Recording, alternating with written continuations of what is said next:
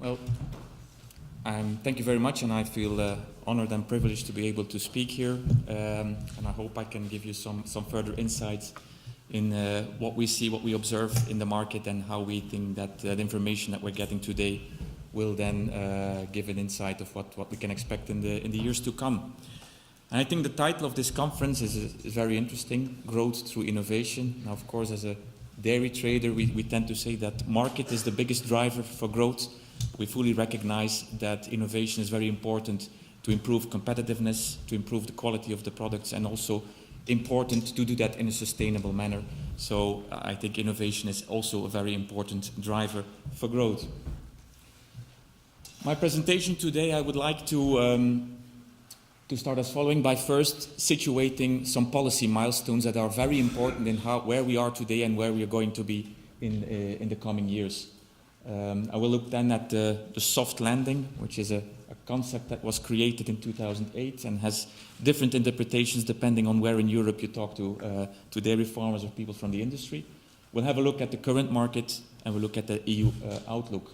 And then I would like to move to the global market arena, because EU, which is today already exporting more than 10% of its solids on the world market, and that's poised to increase, we cannot deny that what is key for our market, for price development, for product development, is more and more influenced by what's happening on the world market. And then I come with my conclusions. Now, the policy milestone, which is very important for the dairy sector, is the CAP reform of 2003. If you talk to people at the Commission, they will say, no, actually it was the McSherry reform of 1993, which was really very important, where the first concept of direct aids were introduced in a couple of agricultural sectors. But the dairy sector was one of the last sectors to embrace the idea of direct payments. But basically what happened there is that the decision was made to move away from a market support through market price, with high intervention price, with a lot of subsidy schemes, and to move towards direct aid. Mind you, this decision was taken in view of the EU enlargement by 10 member states, and there were also those considerations that played a role. What happened basically in the years after the decision, between 2004 and 2007, there was a significant reduction of the intervention price for butter and for skim milk powder, and that was initially then compensated by what they call the coupled direct aid, meaning that the aid level was coupled to the production of milk. And at a later stage, that aid level was decoupled from production.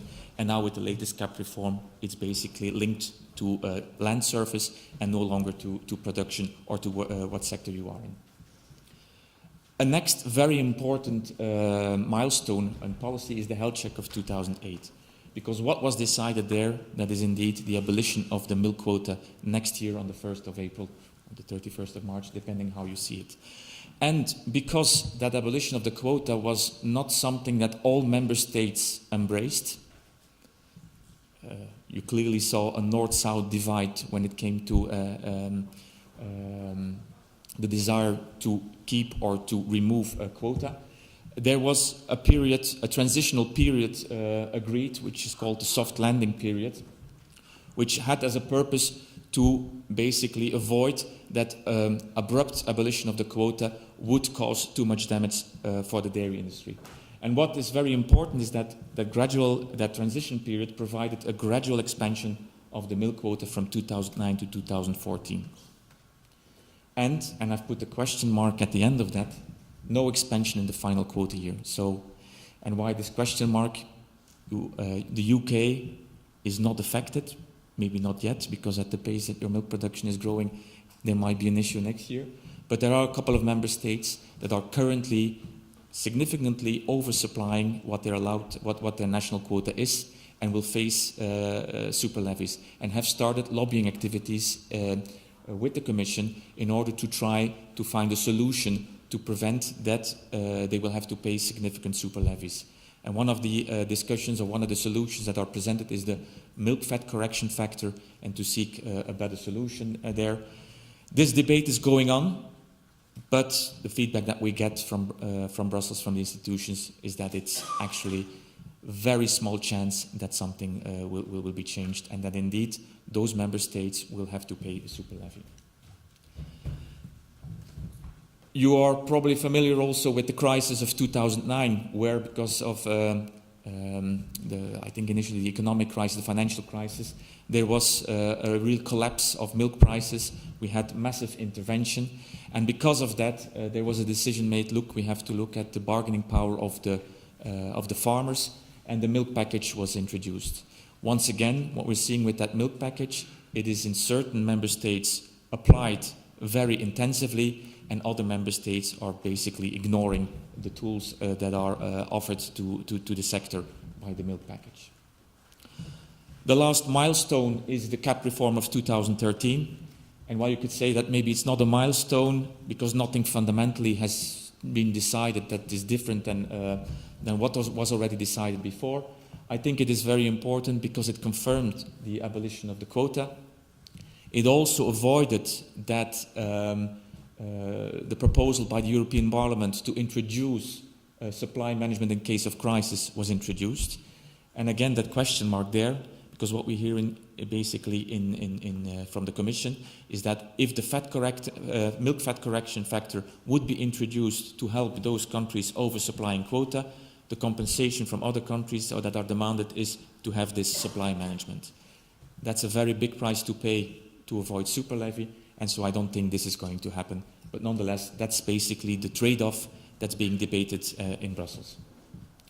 And last but not least, very important, the Commission decided that the safety net, the market measures that will remain, intervention, private storage, export refunds, although with very little appetite to use that, will only be used as a safety net tool.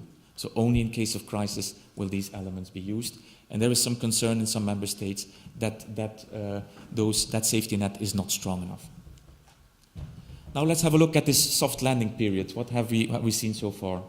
Now, if we look at milk production numbers from 2009 till 2013, well, we've seen the period of contraction in 2009 because of the crisis.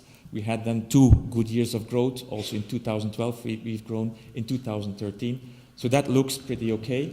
If you look at where we are as the EU as a whole on milk production, on milk deliveries, and what the EU as a whole can supply, we can basically say, well, we're not meeting our quota. We're not meeting the quantity that Europe as a whole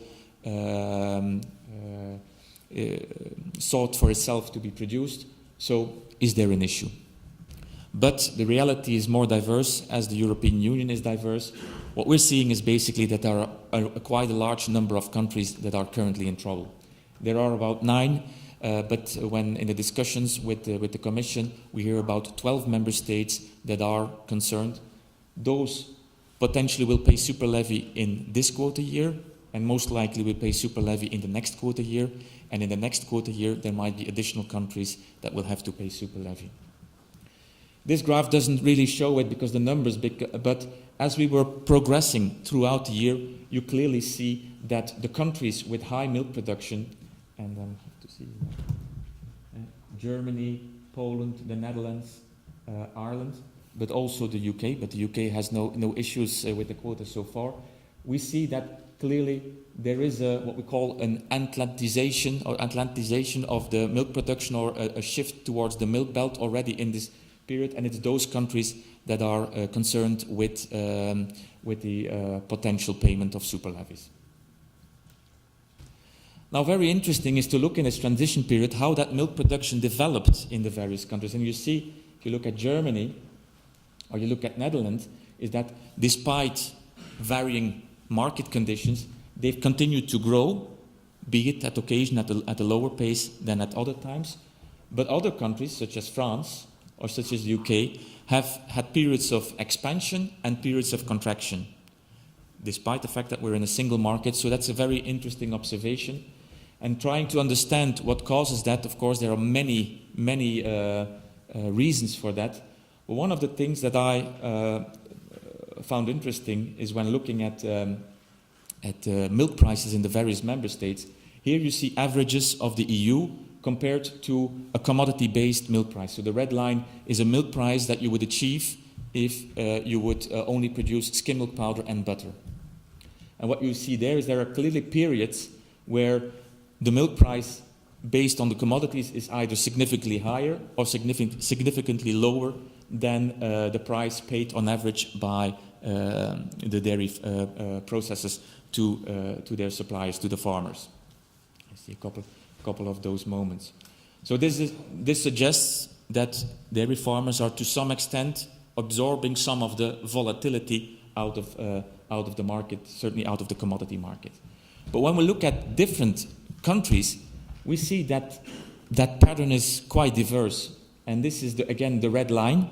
And you see Ireland, France, UK, the blue line, and Germany. And you see that these milk prices paid to the farmers, despite the fact that they're operating in commodity markets that are very much influenced by the world market, so having the same drivers, that they tend to react differently.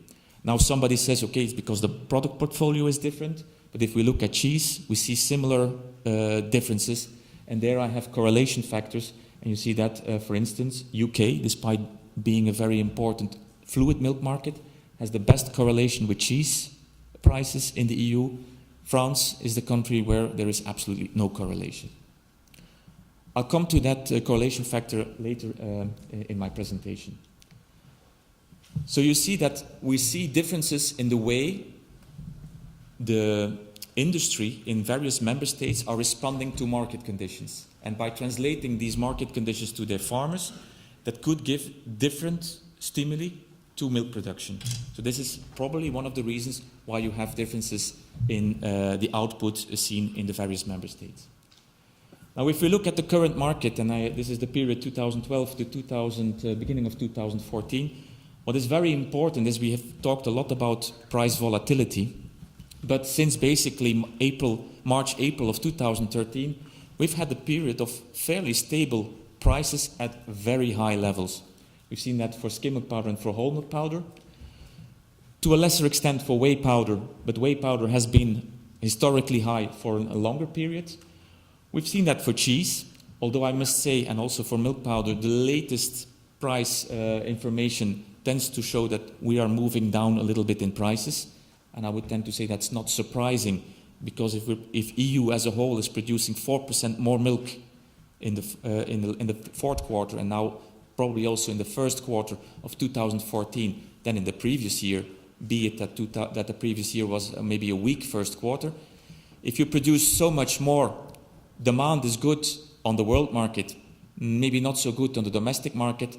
Well, you don't have to be a rocket scientist to know that either you're going to build a large amount of stocks or that you're going to see erosion on prices. What surprises a little bit is that cheese, which when it comes to price is always viewed as a bit as an oil tanker. It takes a time for the cheese market or the cheese prices to react to new market conditions, and either upwards or downwards, is that cheese is actually in 2014 one of the first products that has reacted to the supply situation.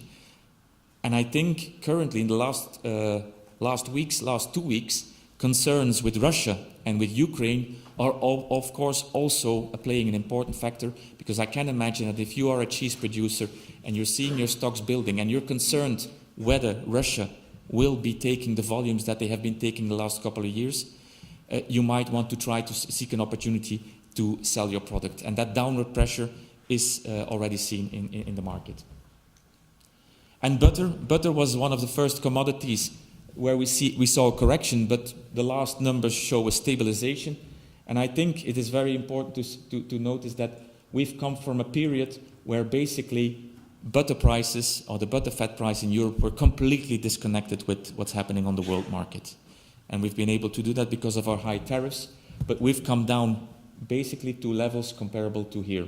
This is roughly the price level that we're seeing right now. And this is the price level that makes us again competitive on the world market and hopefully will help us maintain those price levels. Now let's have a look at the outlook. First, the EU exports.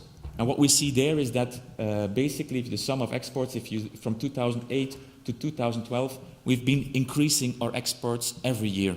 And that's one of the reasons why we've been so positive about the future and positive about the outcome for the EU dairy sector. But in 2013, that growth has stopped. And you could argue, you could ask yourself, is that the reason for concern? Because if you look at why it has stopped, it is especially linked to a reduction of skim milk powder exports. And I'm not sure if we should really be concerned about that, because why did our export move up so fantastically in 2010, 2011 and 2012? Well, for a very good reason. We had 250,000 tons of skim milk powder in intervention that we brought back onto the market. So we had the supply. We had the product to supply the world market, the demand that was there.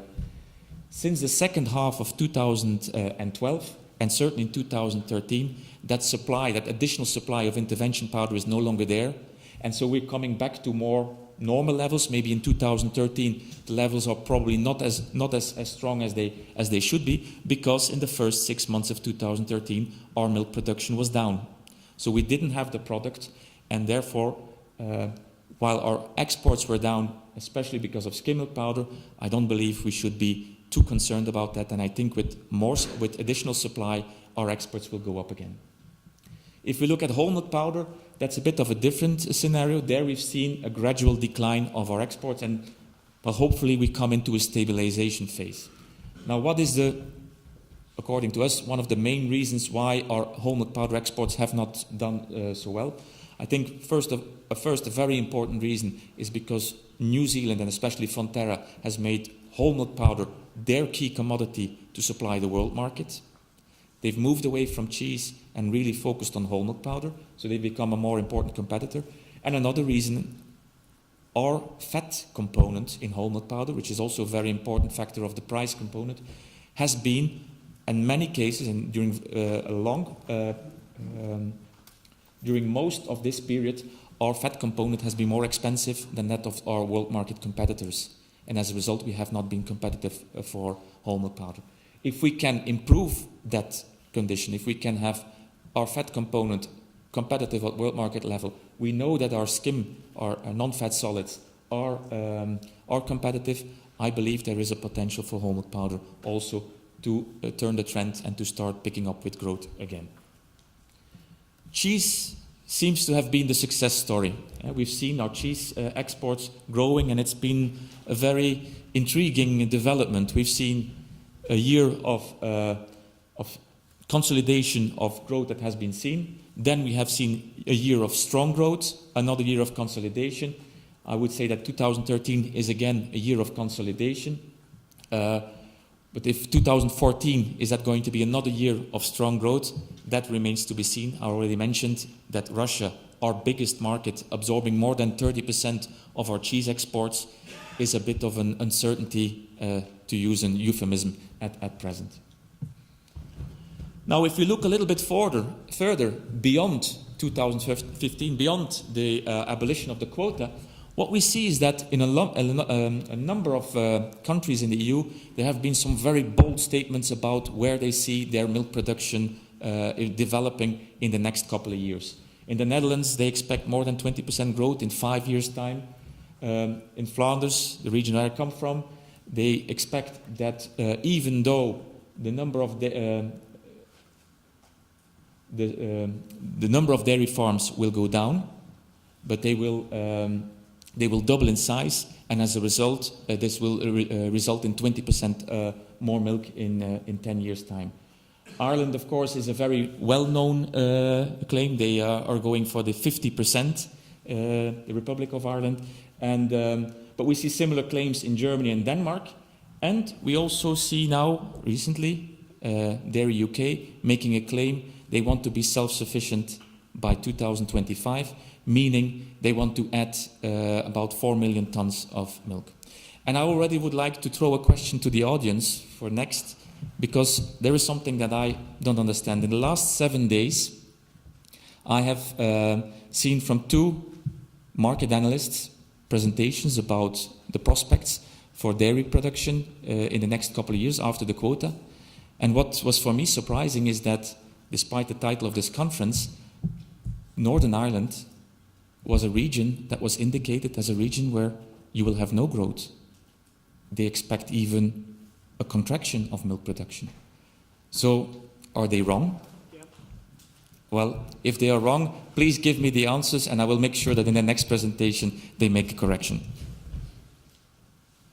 Now, I already mentioned there are, of course, various market analysts that look at the prospects, but there is also the Commission that looks at the prospect of, for the future. What they call it medium term, and that's 10 years. I'm not sure if you're a dairy farmer or if you're a dairy processor, if 10 years, if that's medium term or long term to you.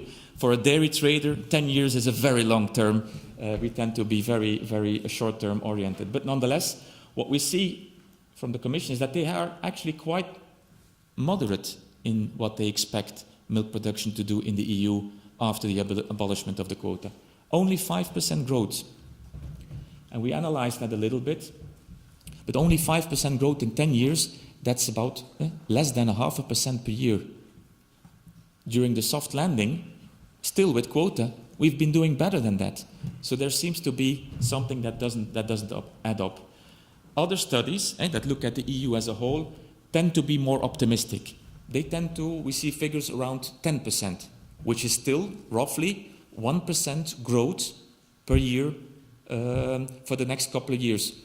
So if you tell that to somebody from New Zealand or somebody from the US, 1% growth per year, that is still not spectacular. That's what they consider modest growth.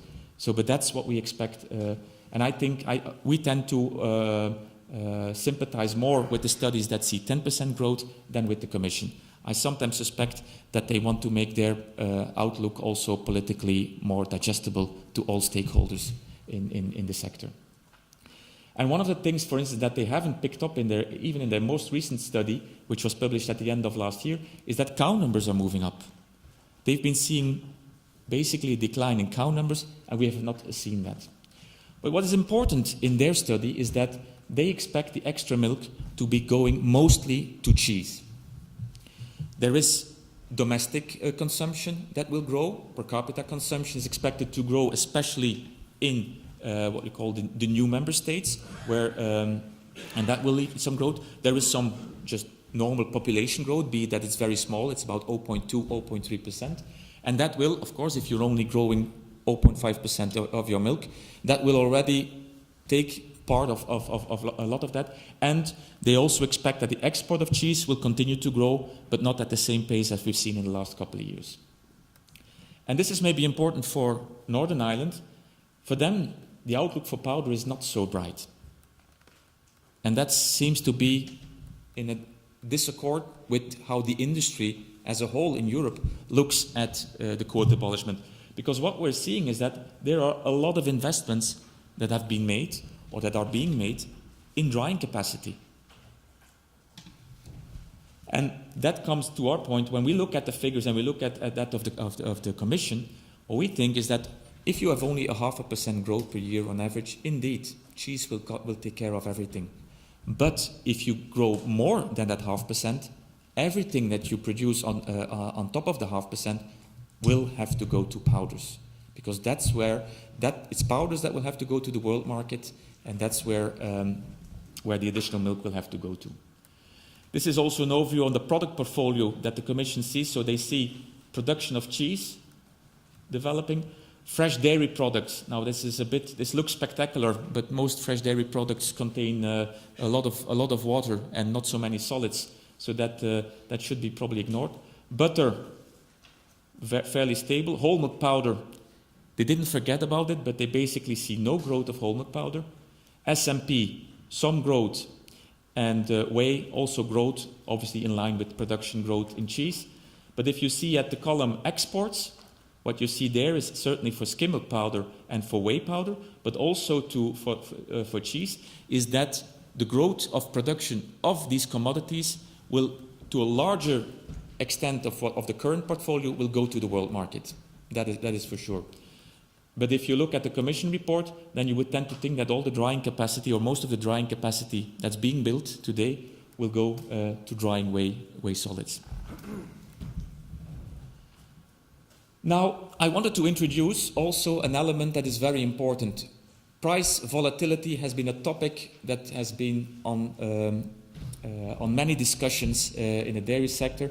And although I stated just a couple of slides ago that 2013 seemed to have been an extremely stable market, I think the overall consensus is that volatility is an element of today's market and that will be there. And the Commission says it, a lot of stakeholders say it, we would need to be able to offer to dairy farmers or to the dairy industry tools to deal with that volatility. And that's what they call the price risk tools. But there are a lot of concerns today. First of all, well, there is a skim milk powder contract in London on live, but that has not traded, so there is zero activity. So in the EU, you only have Eurex in Frankfurt that offers butter, skim milk powder and whey futures, but there the liquidity is absent. If the total volume traded there and its cash-settled products represents 0.01% of the total volume of these products, I think we can talk about a success. So that's today, lack of volume is not making this a valuable option.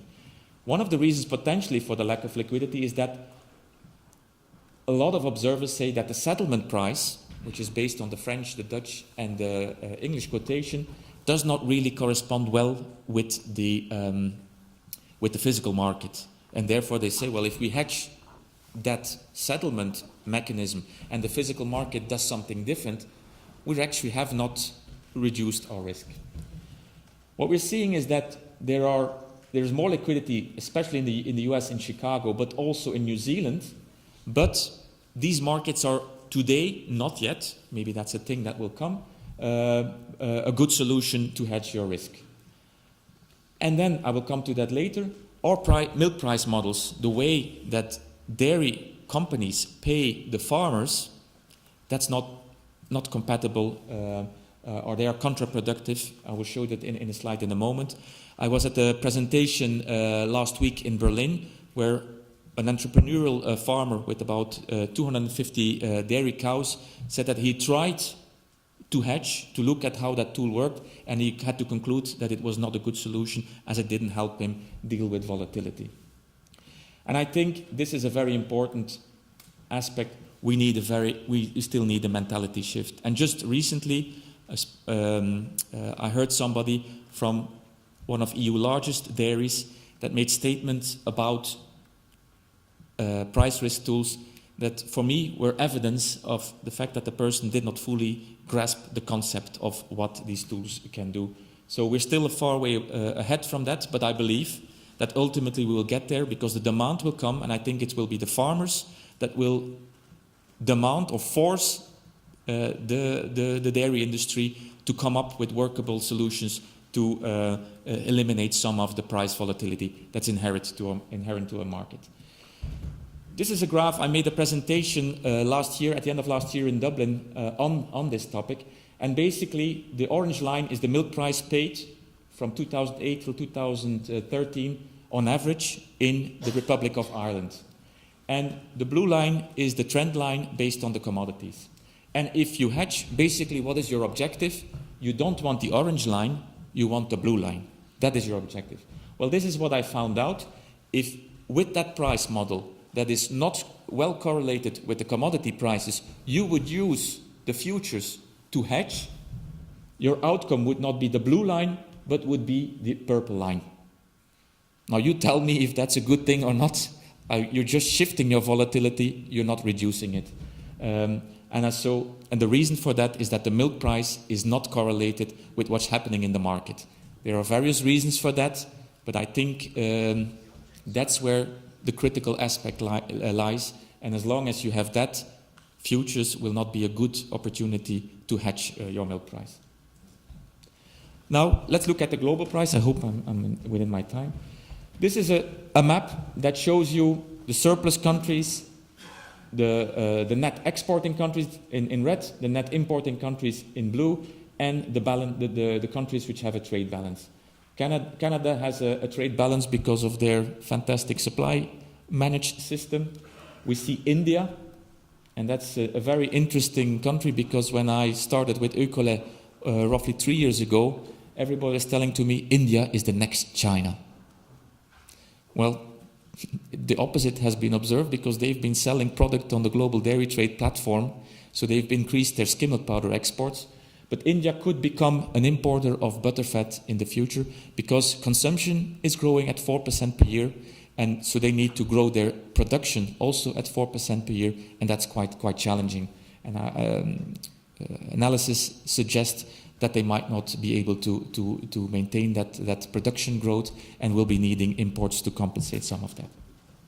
We see the Southern Cone, Argentina, Uruguay, and we see, of course, Australia and New Zealand. Now, everybody says that, yes, I'm very quick, sorry.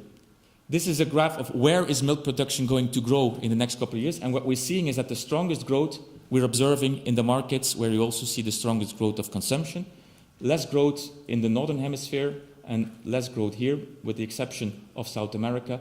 But these countries are growing at roughly the same pace as their consumption is growing, and because they are not self-sufficient, they need more imports to supply that.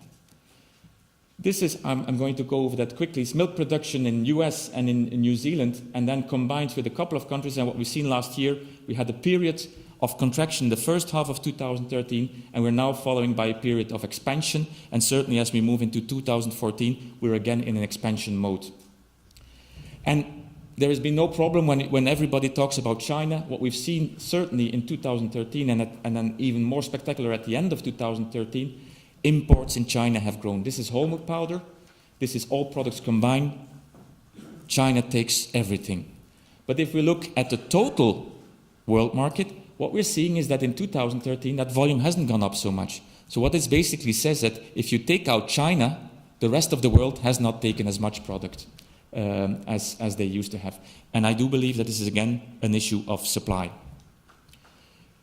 We're seeing more and more convergence on the global market. This is for the various products, although in 2013 there has been some moments that we disconnected from the world market, especially in butter.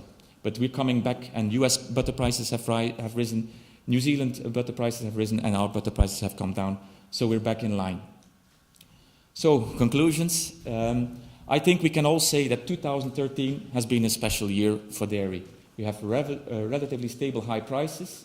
There was modest milk production growth in almost all surplus countries, with an exception briefly in the US, and the global trade did not increase much. The question I ask here, if global demand was up, who supplied? Some say global demand wasn't up because a lot of demand was not fulfilled because of lack of product. Others could say that potentially because of the high prices, milk production went up in other countries. Conclusions for 2014. It could be an interesting year. Will we have policy changes after all? The question marks of the beginning. But the answer there is I don't believe so. And the Commission does a great effort to basically say nothing's going to happen.